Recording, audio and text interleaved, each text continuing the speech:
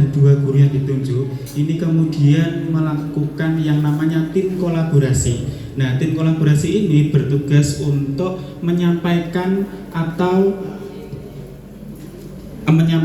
bahwa pembelajaran mendalam itu seperti apa dan kemudian didelegasikan ke guru-guru yang lain. Nah, ini adalah prosesnya di mana kita juga sudah menguploadnya di YouTube pribadi kepala sekolah. Jadi tim kolaborasi ini berjumlah 4 yang kemudian membawai guru-guru yang belum menerima ilmu pembelajaran mendalam, di mana saya ini kemudian dapat tugas karena saya kelas 3, saya membawai guru kelas 2 untuk bagaimana bisa menerapkan pembelajaran mendalam di kelasnya sendiri. Lanjut, nah tujuan yang pertama ini jelas mengimplementasikan prinsip pembelajaran mendalam. Seperti kita tahu, pembelajaran mendalam ini bukanlah kurikulum baru tetapi pendekatan yang kemudian semakin bagaimana pembelajaran kita itu lebih bermakna bagi murid-murid kita. Kemudian yang kedua, mengenai budaya kolaborasi. Nah, budaya kolaborasi ini tentu kita harus berkolaborasi dengan semua aspek di sekolah kita. Kalau kita yang saat ini berdiri di sini cuma 2 orang dan kemudian bekerja sendiri tentu tidak akan bisa, maka tentu kita akan melakukan kolaborasi dengan semua aspek yang ada di sekolah kita. Yang ketiga, yakni melakukan pengimbasan dan pendampingan.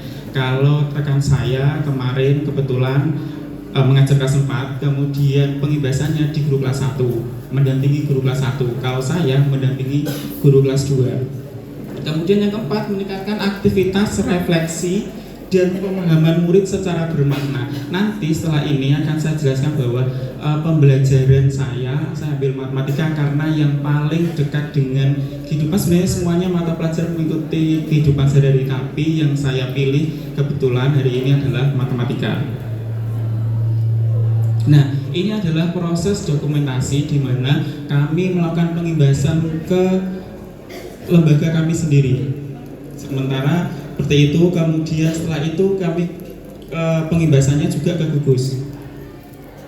Nah, ini dokumentasi berupa pendampingan yang dilakukan di setiap hari Sabtu. Kenapa dari Sabtu? Karena dari Sabtu sekolah kami itu melakukan yang namanya komunitas belajar, di mana di komunitas belajar itu semua dibahas di setiap hari Sabtunya. Jadi mulai dari Senin apa yang terjadi sampai hari Sabtu kita dievaluasi bersama-sama. Apa kekurangannya, kemudian apa yang perlu kita gali, dari situ kita selesaikan komunitas belajar. Sekedar bercerita juga Bapak Ibu bahwa saya masuk di Ngemplak itu tahun 2023 dan kebetulan sekolahannya adalah sekolah penggerak. Nah, waktu itu kepala sekolah saya langsung mengajak di setiap hari Sabtunya itu adalah kombel atau komunitas belajar. Saat itu seperti biasa, saya sebagai guru biasa itu kaget.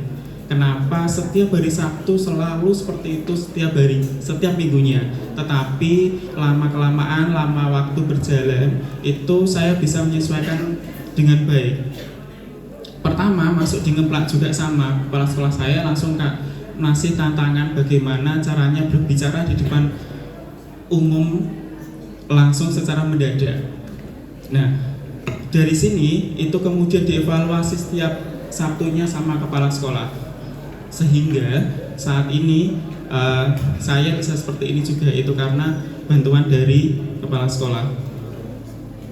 Ini pendampingan. Kemudian proses implementasinya yang pertama jelas yakni ASES. ASES ini mengamati kebutuhan dan tantangan murid. Kalau di kelas 3 ini ada materi namanya penjumlahan berulang atau perkalian. Nah, di mana kalau anak-anak kelas 3 itu belum mengenal perkalian, kemudian kalau menghafalkan itu pasti sulit, kemudian bagaimana penerapannya dalam kehidupan sehari kita tidak tahu. Contohnya saya sendiri ini dulu waktu SD kelas 3 menghafal perkalian itu hanya tahu menghafalkan saja tanpa tidak tahu fungsinya itu ke depan seperti apa. Salah guru yang dulu tidak, tetapi caranya saja berbeda. Kalau dulu saya waktu tidak hafal perkalian itu dicetot kemudian lari di lapangan seperti itu dulu, tetapi dari pengalaman itu, dari latar belakang itu, saya mengambil matematika bagaimana proses pembelajaran saya di kelas itu menyenangkan, bermakna, dan kemudian menggembirakan buat anak didik saya. Jangan sampai saya di kepala atau pengalaman saya itu ingat seumur hidup saya bagaimana dulu saya di sekolah seperti apa. Jadi anak-anak didik saya atau murid saya harus merasakan bagaimana pengalaman yang berbeda, bagaimana pengajaran yang berbeda, bagaimana mereka punya pengalaman yang kemudian membekas sampai nanti daya terapkan di kehidupan sehari. Yang kedua desainnya, yakni jelas menyusun PP yang kemudian